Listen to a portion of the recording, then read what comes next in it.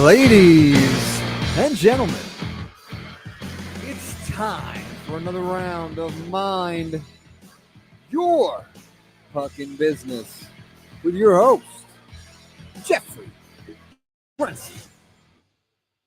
From the beautiful studios of Undefeated Media here in Bergen County, New Jersey, this is the Mind Your Fucking Business podcast brought to you by our good friends at the Bamboozle Project. We encourage you to go check out their site, which is thebamboozleproject.com. Use promo code MYPB at checkout, and you will save yourself a whopping 20% off your entire order on the platform. I do know that there were some orders last week for the Win It for Sam shirts as we kind of wind down the season. Good thing to have. And we thank DraftKings for their sponsorship as well. This is episode 195, Ciento Noventa y Cinco. If you're tuning in on the Spanish dial this morning, I don't know. Are we live on Instagram? I'm not seeing that we are, but I'll let you check that. But if you're joining us on the Spanish features available to you, Ciento Noventa y Cinco. You can watch the show live this morning on Instagram or YouTube, or you can stream it at your convenience anytime you would like. And that is available to you both on the iTunes as well as Spotify platform. And we are live on Instagram. I can see that now. So, so here we are. We will kind of run through the things that we normally run through here. So let's start in chronological order. We were on last Wednesday. The Flyers game, I don't want to even spend a lot of time getting into it. You know, you went into the game with slim hope, but if you want to sit here and be, it's not over till it's over, one of those people, you're entitled to do so. And an 8-5 loss to a team that is playing for nothing, that has an interim coach, and you let up a 6th spot in the third is really all you need to know about the Rangers. Like it was over before Saturday when it officially ended. Thursday night, a lot of people had what I would call a very false glimmer of hope. Now, they played the Islanders and won 9-2.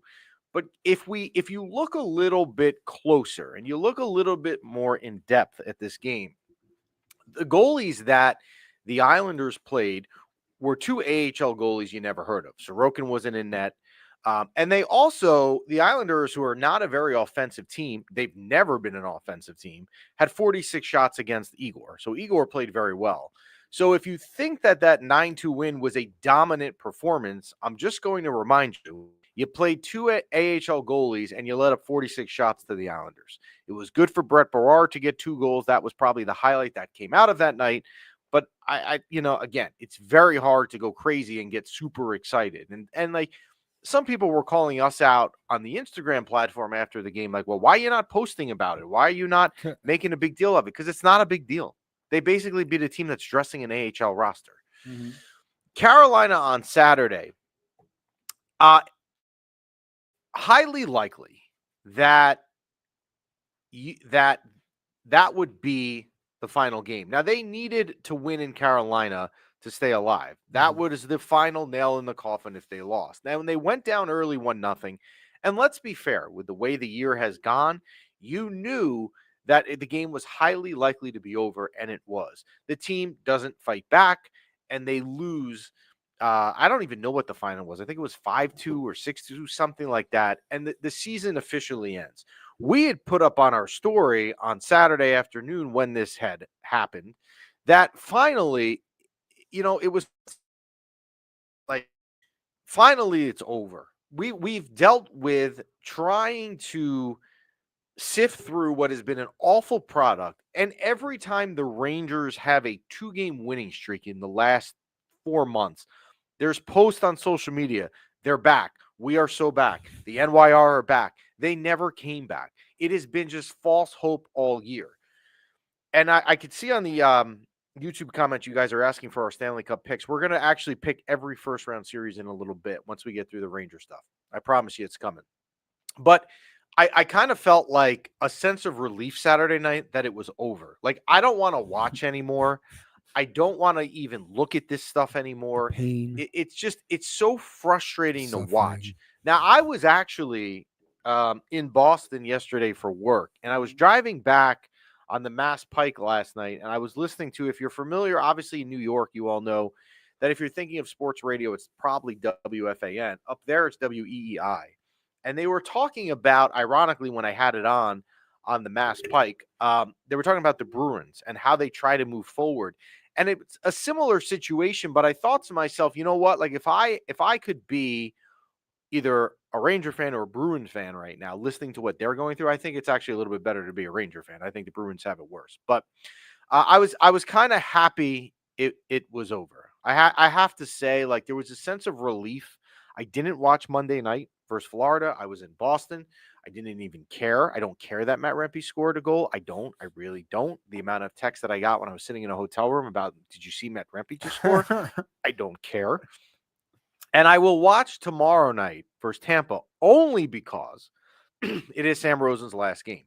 If it was not Sam Rosen's last game, I'm not sure. I'm just being honest that I would watch. Yeah. I really don't know that. What did they do to deserve your eyeballs?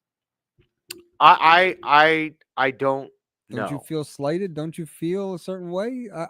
If Sam Rosen wasn't if it wasn't his last call, why would you? What did they do to deserve your Nothing. viewership? Exactly. That's why I wore Now, black for you today. thank you. And I did talk in a previous episode that when I was in high school, when the Ranger season would end, I would always wear black. That was my MO. I would always show up at my high school wearing black. But in any event, the ticket market for tomorrow night versus Tampa is not bad for a meaningless game. I had someone yesterday mention possibly going with them, and I'm just not. I'd rather sit home and watch Sam's last game. I have no desire to be in the building. But now that you can finally move on and it puts you out of your misery and it puts you out of your false hope if you had it for some reason, you now start to try and look to how to fix it, right? And I think that's way more exciting to talk about than talking about what has just been an awful product for months. So I'm okay. And Chris, who can say I only watch when they're good, some fan, no, I've watched all season when they've been bad. Just these last two games, I don't need to watch. I It's not that I don't care. It's that I don't like Monday night if I'm in Boston, I'm not going to go find a sports bar to watch a game versus Florida that means nothing. I'll watch tomorrow night, but yeah. Monday, as I am driving up to Boston, it comes out the news, and again, this shouldn't be a surprise. We told you that the job was Kenny Albert's to lose. The only hiccup that I saw potentially happening, and it obviously wasn't as much of a hiccup, was that Kenny Albert obviously does the NFL on Fox. He's one of their top guys. I think he's second behind Kevin Burkhardt on the NFL on Fox now. That he'd have to give that up, and he probably would have to give up some other national stuff. Whatever the agreement with him and MSG is, uh, what's his name? Alex Faust is his name, is going to take over the games that he is not there. So, look, Kenny Albert is the right choice. Whoever was going to get the gig, you're not going to like, not because it's the wrong pick or it's the wrong person. It's not Sam Rosen, right? Like it is an impossible job for someone to win over the fan base, whoever takes that job. Kenny Albert is probably the best fit. That was my pick all along. Now, one thing about Sam Rosen, and if people on the comments who are asking about Alex Faust, if you guys want to answer it on the comments, um, one thing about Kenny Albert, when you put him up against the people that we would say are the competitors to him for that job, which would be Don LaGreca, Alex Faust, obviously.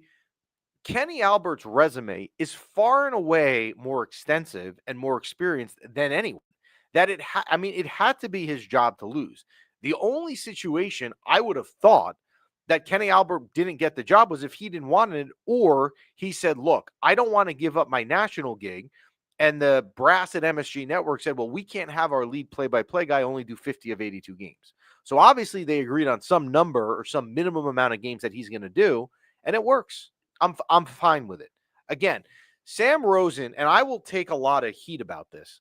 The day that Sam Rosen in August, this was a Tuesday afternoon, announced that this was going to be his last season, I was at Universal Studios basically roasting to death with my family in Orlando. It was like 130 degrees.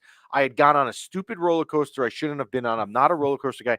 I was not in a good mood. Like I was literally, I might have died. I actually might have died at Universal Studios. It's possible. Now, it came out that afternoon. My kids were on some ride. I was there holding bags like I normally do at these places. and it came out that he was going to be his last season. So I did a quick, story that we do, quick reaction, and I had said, and I stand by it, that Sam Rosen, look, we all love the guy for sentimental reasons. He's not a great play-by-play guy. There are people that post all of his mistakes all the time that he makes, and he makes a plethora of mistakes because he's an older guy. So you're going to get a different voice. You're probably going to get a more accurate voice. Kenny Albert could work, but again, you have to be open to the fact that it's not Sam Rosen. But I'm okay with it. I have no problem whatsoever with Kenny Albert getting that job. Now, the other thing that came out on Friday or Saturday after the Carolina game was Calvin DeHaan's comments. Now, Calvin DeHaan, if you didn't see it, and I'm sure you did because it's been everywhere, basically called out the Ranger organization for bringing him here and not playing him and not understanding why he was traded for if he was never going to play. I believe he played in 3 games, and I think they went 2-0 in one of them. I could be wrong on that, and then really hasn't played since. I don't have a problem with him calling out or making a statement that he's not happy with his playing time. He's entitled to do that. And honestly, if you're him and you've gotten traded to an original 6 franchise, you're probably excited to be here. And you know what? Like he hasn't played. So he's got a right to be unhappy. I don't necessarily agree with him. Like I don't think that if Calvin DeHaan played more, they'd be in the playoffs today. I really don't think that. Well, you're pointing at something. I'll deal with it in a second. I see it. I don't have a problem that he's unhappy, but I don't agree that he should have been in the lineup every day. And you know what? Here's the other problem that I think when you look a little bit deeper here. If he's unhappy enough to say it publicly, okay? He's not the only one that's unhappy in the locker room. Now, we know this. It's not detective work to say the players don't like management right now. But think about it like this. If DeHaan is open enough to literally blast the organization, he's probably not the only one that's thinking it, right? Because he wouldn't be going out on a limb and say it if he's the only one that's unhappy with management. So I don't know what you want me to say. Like, it's Calvin DeHaan, nice guy, good player.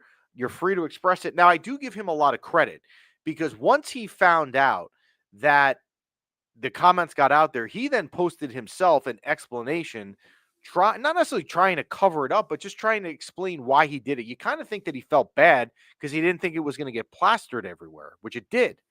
But I mean, look, I think also what it does is it's just another illustration of the disconnect and the discord between players and management. Last week also, getting into other things, a little bit more important things, there were a couple reports. Frank Saravalli, an NHL insider, put out there that it is expected that Peter Laviolette will be fired. Now, what we have done is we have given you our opinion on Peter Laviolette, but we've always said that you cannot really definitively give an opinion until you know how the season ends, right? We can say like, all right, it's March 15th. If the season ended today, this is what we would do. But you're saying if the season ended today and whenever we're talking about it, now you're at a point. Pretty much, yes. Well, right. Now we're in a situation where the season has ended and you know they haven't made it. The fault, Peter Laviolette is not fully to blame for this mess. Chris Drury gave him a roster.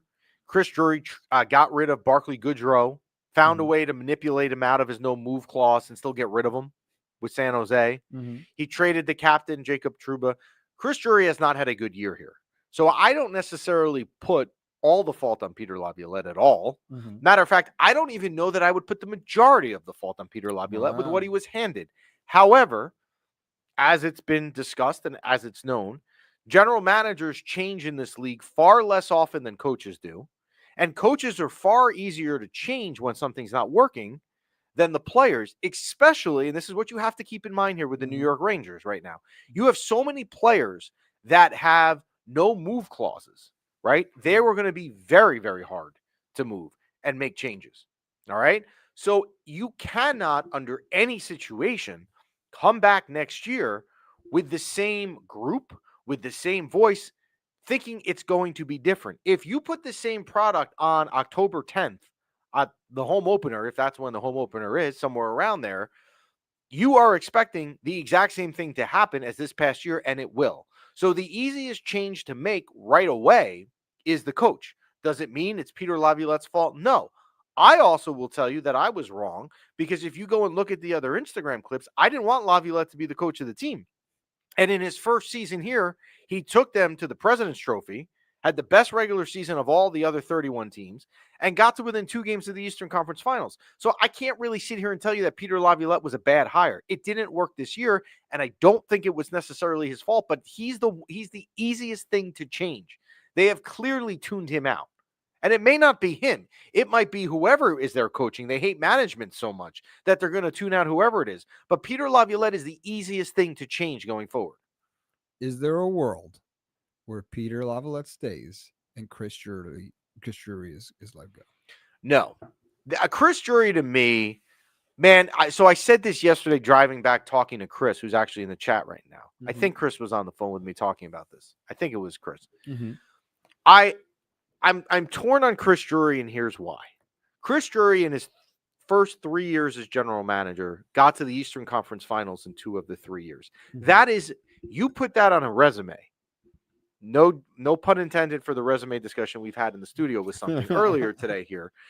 But if you put that on a resume, that is outstanding. You put that in the forefront. You want the person to see, whoever's reading your resume, that I took my team to the Final Four in 2 of my first 3 years. That is outstanding. And I can't think of a general manager. And again, I don't know the general managers around the league that well, but I don't know who would have ever done that. Okay. So that's the pros of him.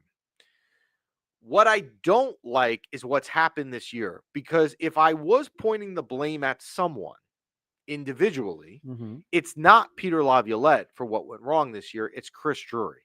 But again, general managers are hard to move. General managers are not replaced nearly as often as coaches are. So I don't know. So we'll take some comments. Michael at the bottom here, I think Drury stays. He's got one more coach in him. Now, Chris Drury didn't hire David Quinn. That was technically the hire of Jeff Gordon. This will be his third coach, because Drury hired Gallant. He hired Laviolette. If Drury stays and hires the next coach, that is his last straw. Because if that coach is out of here in 2 or 3 years and Drury is still here, then Drury is gone. You can't have, I almost think that if you're giving him a third coach, you're giving him the third coach because he has been to the Eastern Conference Finals 2 of the last 3 years. Now, the other thing is, you guys want to talk about coaching candidates. I see Jay Pandolfo, Gavin Patrick is saying would be a good fit for him. Jay Pandolfo is the coach right now at Boston University, which I was at on Monday. Actually, I was walking through Boston University, where I went to school, and I was up there for work. Jay Pandolfo has been to the Frozen Four every year he's been a coach. Jay Pandolfo is a very good hockey coach. As an alma mater of BU, as an alumni, I follow it. He's done a remarkable job. He took over for Albie O'Connell, was the coach that he took over from a couple years ago. Really hasn't had a full run of having all of his recruits dress up. Like some of the players, the seniors and whatnot, weren't his recruiting class. BU has the number 1 recruiting class again this season. Now, that doesn't translate necessarily to the NHL, because it's not recruiting classes. But Jay Pandolfo would be an interesting take, and I'm going to give you a reason why Jay Pandolfo would be a name you have to pay attention to. Chris Drury, where did he go to college? Doug? I'm not sure. Boston? Boston University.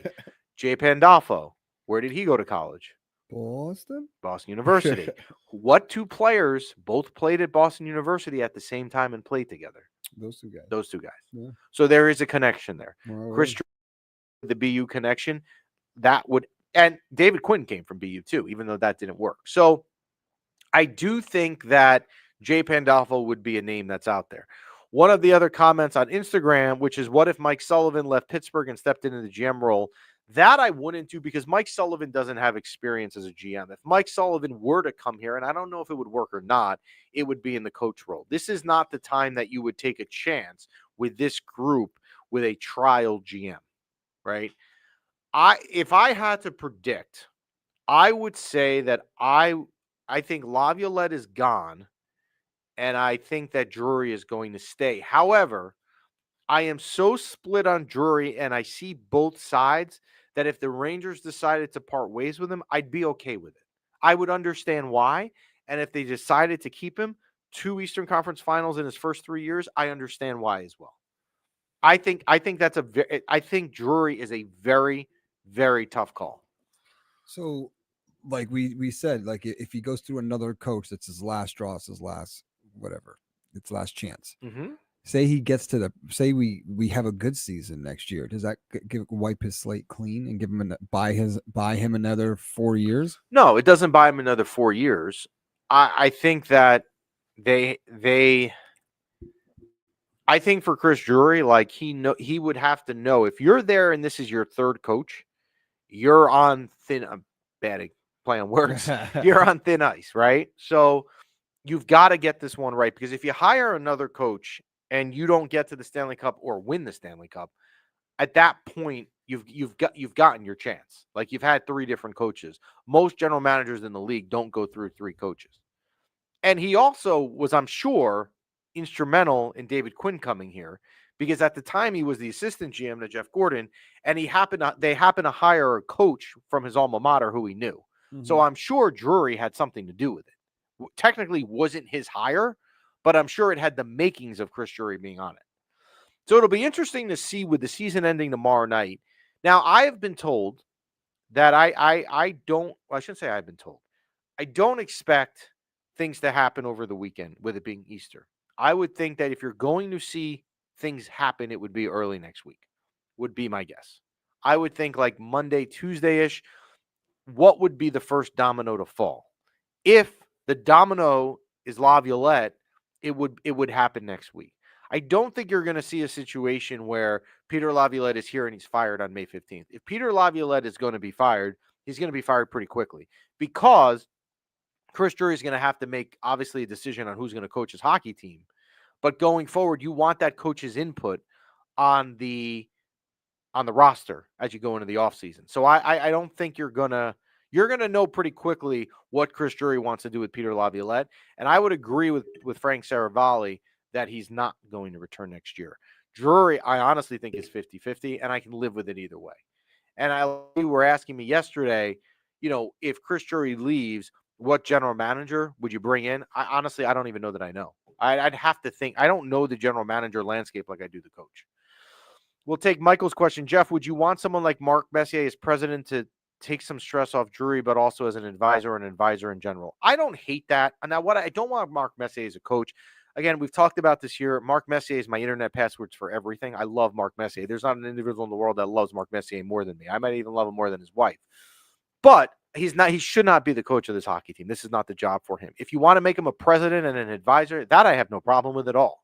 I think Mark Messier, if you watch some of like the broadcast that he does on ABC, and whenever they talk about the Rangers, you can see he gets passionate about it. You can see he still has a drive for the Rangers to win. I wouldn't mind that at all.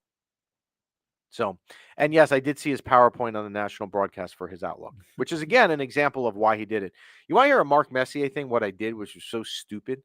In 2000, I was interning. It's a true story. Yeah. I got in trouble for this too.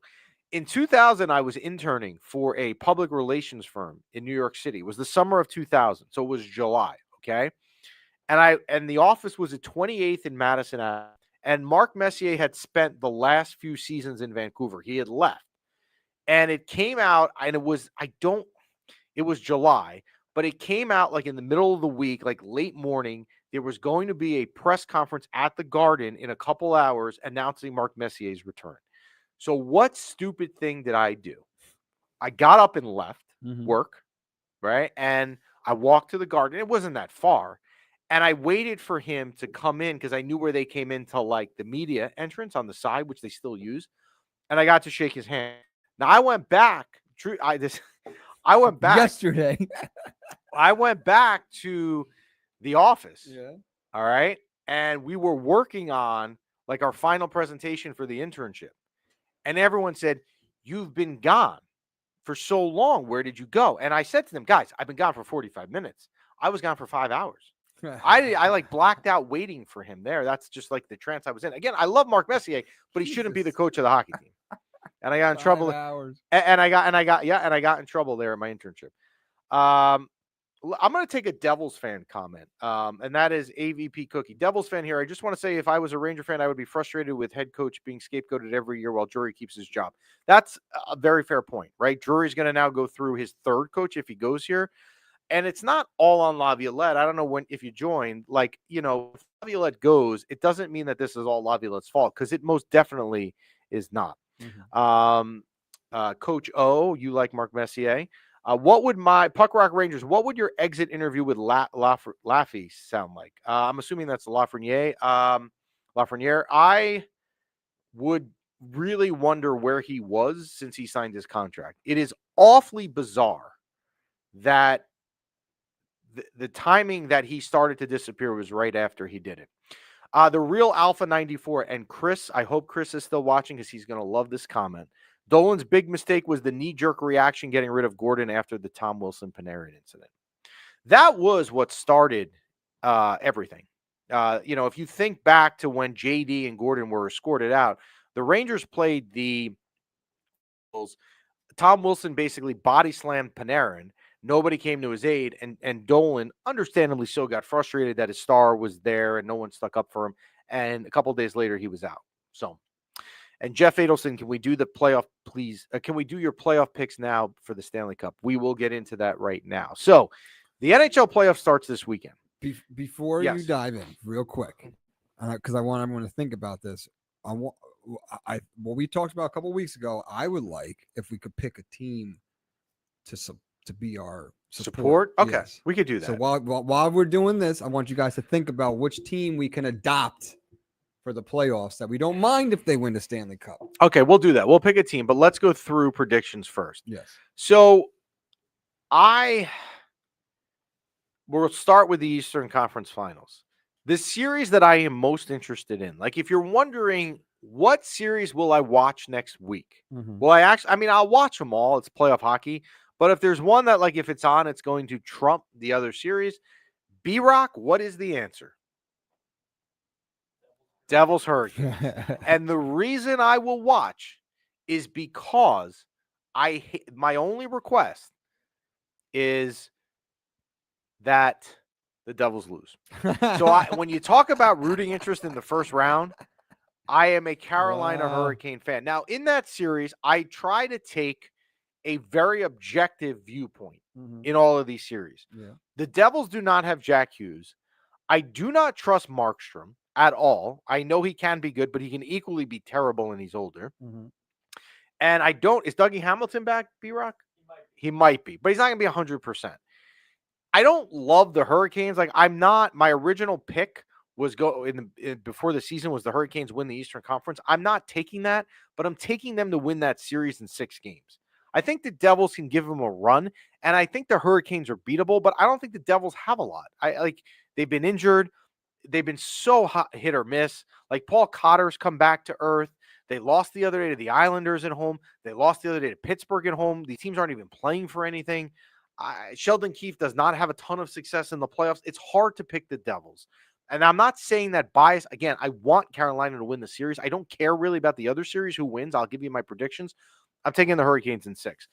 The one series we don't know about, it should be the Caps in Montreal, but now Montreal is backing themselves into a corner. And that is because they need to beat Carolina tonight. Mm-hmm. And they need to hope, and they would need, and the if the Blue Jackets beat the Islanders tonight and the Canadians lose, the Blue Jackets take the spot. I'm going to make this series prediction based on Montreal gets in, because I don't think Carolina's playing for anything tonight. Mm-hmm. So I'm going to take the Caps in Montreal. All the pressure in the series is on the Caps with the season they had. They didn't end up winning the President's Trophy. That went to Winnipeg, which might be a good thing because it takes a little bit more pressure off you. But the Caps are a better team. The Caps in 5 here. Montreal can win a game. Maybe they win 2. Martin St. Louis done a great job up there, but it's very hard to imagine that they beat the Caps. It just is. Doesn't mean I'm all in on the Caps. You'll see that in a minute. But in the first round, I like the Caps in 5. Another series that the 2 other Eastern Conference series are great geographically. You have the Maple Leafs and Senators, so you have battle of 2 Canadian teams. And then you have the Lightning and the Panthers, Battle of Florida. Let's take the Maple Leafs and the Senators first. Travis Green, an excellent first season in Ottawa this year, full season. Mm-hmm. He's done very well. He has Brady Tkachuk. Beyond that, he doesn't have superstars, and he's done very well. The Maple Leafs, here's where I'm a little bit more on the Maple Leafs train than where I've been in the past. Craig Berube, who's their new coach this year, has won a Stanley Cup. He has Stanley Cup experience. He's a different style coach. The Maple Leafs are a better team. Now, all the pressure in that series is on Toronto. I mean, let's be real. And Toronto, we know in the past, cripples under the pressure. But I just think Berube will have them ready. I like Toronto in 6 games. The other series here, the Lightning and the Panthers, there's a lot of people that are onto the Lightning, and I am one of them. I think the Lightning are beating the Panthers here. The Panthers obviously won the Stanley Cup last year, so they've played a ton of hockey into June. The year before they lost in the Stanley Cup Finals to Vegas. They have been playing hot so many games in the last 2 years. It has to catch up with you at some point. I like Paul Maurice, but it's very hard to outcoach John Cooper. It's not to say that he can't, but John Cooper's not a slouch, obviously. And Lightning is going to have home ice. I'm taking Tampa in 7. But I could see that series being 6 games also. I really think Tampa's winning that series. Going to the Western Conference. Now, we'll go back to the East in a minute and then pick a conference champion. But let's go first round. There is no series that is a disgrace to the NHL than the Stars in Colorado in the first round. If you look in Vegas at odds to win the Stanley Cup, 2 of the top 3 top 3 teams are playing in the first round. Dallas is the favorite. Colorado has the 3rd best odds, and they have to play each other in the first round. Something is totally wrong there. This is a great series. This is the best pure product on the ice series. Superstars, teams don't like each other, teams that will kill each other. I like Dallas here, but this is such a close series. I like Dallas in 7 solely because they have home ice. Colorado has Landeskog back. I don't know how much of a difference he's going to make, but I like Dallas. But this is, you think about it, 2 of the top 3 teams with Stanley Cup odds are playing in the first round. Let that sink in, that how terrible the playoff system is. And Paul is what he's saying on YouTube is right. Colorado can beat Dallas. Of course. Yeah. It's like, it's a crazy that those 2 teams are playing. Once again, you have the Kings and the Oilers in the first round. I'm going to go here with the Kings. I think Edmonton last year obviously got to Game 7 of the Cup, lost by a goal. They never really this year, and they were my pick to win the Cup before the year started. They never really got going on like a heater, on like a run. And the Kings have just been steadily not getting a lot of credit, consistent. I'm taking the Kings there in 7. But that is another series that I think could end quicker than 7. I think the Kings are the better team. The Jets and the Blues, that's the most likely situation. We don't know where the last 2 wild cards are going to fall, but most likely it's Jets and Blues. The Jets win the President's Trophy. You all know that they are going to get some pressure because they're the President's Trophy. Jim Montgomery, man, if I was thinking this yesterday when I was in Boston, I went out to dinner on Monday night in Newton, right outside of Boston, and there were Bruins jerseys up. There was like Tuukka Rask jerseys up in the bar, and I'm thinking to myself, like, how annoyed would you be if you got rid of Jim Montgomery? The team stinks, and he's just done such good things with St. Louis. He's such a good coach, but he doesn't have enough talent, I think, to beat the Jets, and Connor Hellebuck is legit. So I'm taking the Jets in 6. I don't think the Blues win that series. Maybe they put up a fight, but the Jets are really good. The last series, I'm picking an upset here, and that is Vegas and the Wild, and that is the Wild in 7. There's something about Minnesota. I saw a stat this morning, by the way, that Chris's friend, Caprill in Minnesota, who hasn't played, the Wild have some crazy record without him. So who knows if he's going to be back. There's something with Vegas this year. They just, again, it's kind of like Edmonton. They never really got going on a roll. Like they've never gotten it into autopilot. I'm taking the Wild in 7. So before we get into the second round, and I'm sorry, the conference champion and the Stanley Cup champions, here's a recap on the first round predictions. I like the Hurricanes in 6, the Caps in 5, Toronto in 6, Tampa in 7, Stars in 7, Jets in 6, Kings in 7, Wild in 7. Now, you know, because you all are hockey fans, that there are always upsets. I will not be 8 for 8. It is absolutely impossible to do that. And there will be teams, i.e., the Florida Panthers against the greatest regular season team ever 2 years ago in Boston Bruins, that pull off upsets in the first round that you do not expect. Mm-hmm. So, all right. So now in the East, we've got to pick between the Hurricanes, the Caps, Toronto, and Tampa. Again, I don't think the Hurricanes are that good, so they're out of the discussion. The Caps, as good of a regular season as they've had, I just don't trust the goaltending. I really can't. I can't trust when goaltending is always the deciding factor in the playoffs. How am I supposed to trust that the Caps are going to all of a sudden have consistent goaltending? I'm not going to do that. So I'm going to eliminate the Caps. So now I'm between Toronto and Tampa. Oh, timeout. There's no storybook ending here with this great. Oh, the Ovechkin. Ovechkin It's not an season? ending. He'll be back next year. Yeah, but like, it's like when the Patriots went almost undefeated, and then the Giants beat them. Sorry, Brian. Not sure what that has to do anything. He just took an innocent shot at poor B-Rock, who's sitting in the corner producing the show. Just getting it's picked like on. you have this great season, and then like you lose in the first round. You want to. I'm not taking the Caps now. If the Hurricanes and Caps play in round 2, which they will if they both win, those two teams hate each other. That would be a really good series, and whoever came out of that would be pretty bloodied. But if I was picking between Tampa and Toronto, look, it's very hard, and no disrespect to Talking Hockey with Jane, who was on with us in February, I am taking Tampa to win the East. And if you're joining on Instagram saying no love for Jersey, there is no love for New Jersey. My only request, if I had to if I had to make one wish with the playoffs, it's that the Devils don't win the cup. And they won't, because they're not. That's funny. Because you come in and you and Brian talk and you say how you guys get along and you can talk hockey. Devils Ranger guy coming to the table, but then you take that knife and you. I will, right but he does the same to me. Well, that's not against him personally. Well, you guys like have this. Look, you come together and you talk things calmly, and then as soon as the camera's rolling, I hope they lose and die a bloody death. But B-Rock will also tell you that he doesn't think he's winning the series either. Right? Now he's looking different. It's awful. That look over there. That's a different look. Devils in 6. All right, B-Rock says Devils in 6. All right, we'll see. I mean, look, I hope not. I will watch. Now, the NHL schedule will come out like late tomorrow night, probably. Mm-hmm. I will watch. The first thing I will look at, actually, is the schedule of the Devils-Carolina series, because I will watch that because I have a rooting interest to root against the Devils. Like, I don't really care enough, like Tampa, Florida. Yeah. I mean, I'll watch all of it. I'll watch literally every second of playoff hockey I can, but I will have a legitimate emotional interest because I hate. That's my point. That's my whole point. Like you hate them so much. You would think that all this time of you guys building a relationship, you'd at least tolerate them.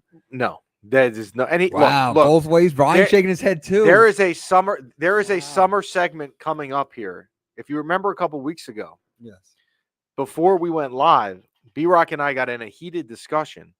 About if he was set up on a date with a supermodel and he was compatible. This is going to be a full episode one. Oh, we're going to talk about this in the summer. He's coming on. He's going to have to get out of that chair. Yeah. But to give you a spoiler, you set him up with a supermodel. This is what he said. I said, we set you up with a supermodel. Yeah. You connect on every level. Yeah. She is literally your dream girl in every aspect. Career, value, whatever you value. She's your dream girl, okay?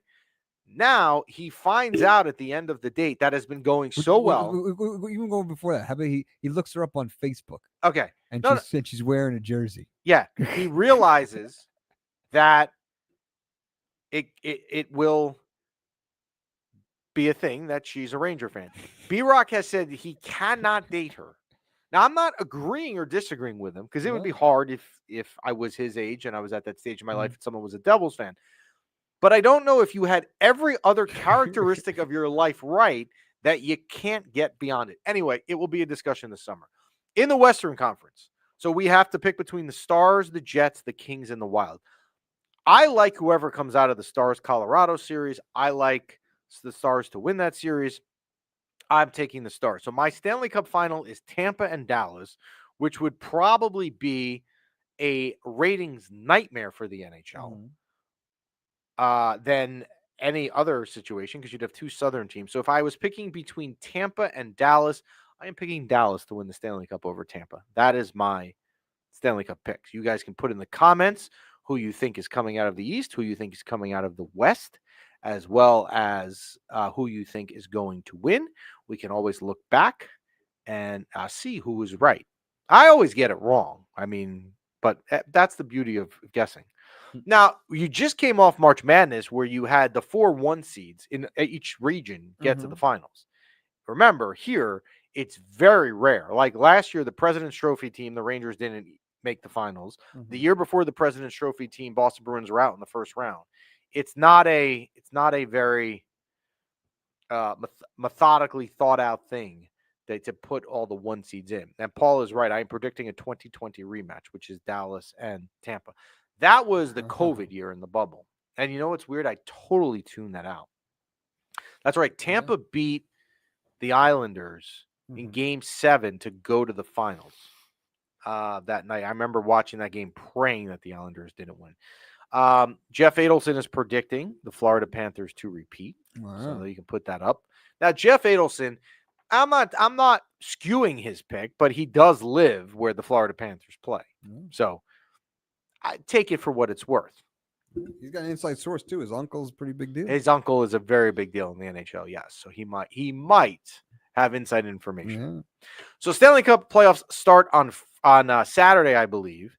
Again, annoying the Rangers aren't in it, but tune in. The playoff hockey, there's nothing better than watching a game of the playoffs that go into overtime when your team is not in it. Because when you're in it, it's excruciating. It's awful. Like, I look back at the Vincent Trocheck goal in overtime Game 2 last year that gets replayed a lot, and I'm like, I can't even really enjoy even knowing this, because I remember living in that moment. Even though I know what's going to happen, it's still not enjoyable. You take two teams, like let's say you get the Kings and Oilers in overtime, right? Just watch, have fun. Like, I don't have a rooting interest. It's just great to see. There is no sport out there that is better playoff hockey than playoff hockey. Easily. So since we want to enjoy it. Oh, you want to pick a team for us to root for? Okay. Now I see some of our core viewers are here, so I want them to chime in too. So like, I don't want it to just be like Jeff decides. I want to have a little discussion here, and let's pick like a. If we were to adopt a team at MYPB, Brian's for the Devils. We're not adopting his team, because we won't record then ever if we have to come on here and. Are you dying over there? Yes. You know why you're dying? Why? You came in here today. Can I say this? You may get mad. There's nothing to hide. Oh, there's nothing to hide. What? You came in here and you had some chickpea tuna. Oh, brought to you by Super Juice Nation. What? Who eats that stuff? All right. It's healthy stuff, and I was hungry this morning, and I go to a networking meeting in the morning with a bunch of business Where is owners. time out? Where is it? My networking thing? So that's Stu. Okay, now speaking of Stu Leonard's, if you saw our story last week, there is a woman. I was looking for her. She's not there on Wednesday and Thursdays. Okay, she's off. Looking for her. If you go, I'll go back to you. But if you ever go to the Stu Leonard's in Paramus, go to the seafood section and ask for Rosie.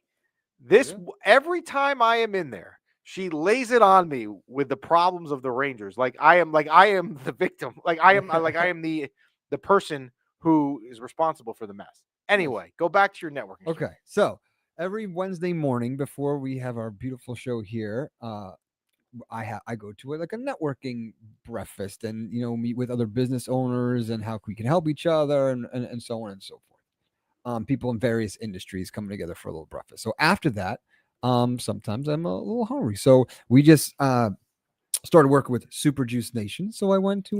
That's why. Yes, you didn't. So it's not like you. But it's a fair point.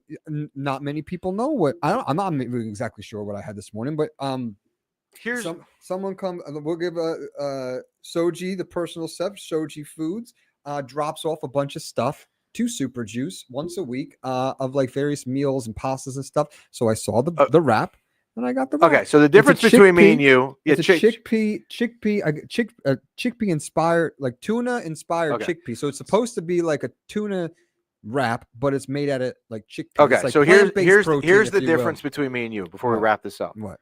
You're having that, and last night driving home from Boston, I stopped in New Haven and had an entire personal pizza at like one of the New What we Haven talked joints. about before we went That's on the air, difference. and when we went there, your escapades Okay. the last couple of days. Yes. We won't have to go there. No, we won't. All All right, so adopted teams. We're off the thing. All right, some of you are saying Kings in Minnesota. If we're going to adopt a team, I think we have to adopt it from the Western Conference. Michael Grimaldi, I went to Zupardi's. Nikolai, who watches the show, he's always in the comments, who lives in, now he's in South Carolina, is from the New Haven area, and I asked him where to go because I had time to kill. My wife and kids are away, so I wasn't even coming home to anything. I decided to stop, and then I went to Zupardi's is where I went, Michael, up in New Haven. It was very, very good, but I shouldn't have eaten the entire 6 slices. So if we're going to adopt a team, we have a couple votes for Minnesota and LA. I could do either. I would say you're better off doing LA because I think they have a better opportunity to go further than Minnesota, even though I do have Minnesota pulling off the first round upset. We'll do the last thing. Question for B-Rock, and I question for B-Rock. You see that up there? Yeah. How mad will you be if Blackwood wins a cup after the Devils' goaltending issues for the past years? It would be the most infuriating thing because this guy didn't look like a playoff contender. Guess what we're rooting for? There's our adoptive team, Colorado, and we want Mackenzie Blackwood to win the Stanley Cup to make B-Rock mad. So And Miles just so we're clear, we're not picking who we think the Stanley Cup's gonna Right, be. we're We're picking- picking a team to root for. Now, Paul there's is two separate unhappy with things. me because Paul has a thing, and I know this from talking to him on Instagram a lot, that he hates the Kings. Don't worry about us adopting the Kings. That's Dougie's thing. I'm just watching. Oh good. yeah, now it's just me, so we can't I can't just talk want, about our. No, the only thing I'm adoption? adopting right now is for the Devils to lose. That's what I'm adopting. We thank the Bamboozle Project, as always, for their sponsorship, thebamboozleproject.com. Use promo code MYPB. We thank DraftKings as well. All right, here's the story going forward. Now that we're I'm in so confused. Who are we adopting? whoever you want. Minnesota or This. oh god, here we go. No way. No way. You can adopt who you want. I will go between Minnesota and LA, I guess, because that's So what what people are our want. top votes? Are Minnesota and LA the Mhm. top votes? Yeah. The only votes we got in Yeah. Minnesota and Yes. LA? Well, they're all the same. Some people are saying Dallas. All right. We'll let you guys. We'll give you guys another week. Okay. We'll revisit this. So- another week. So here's how this is going to work. We're in now off-season mode here, Yeah. right?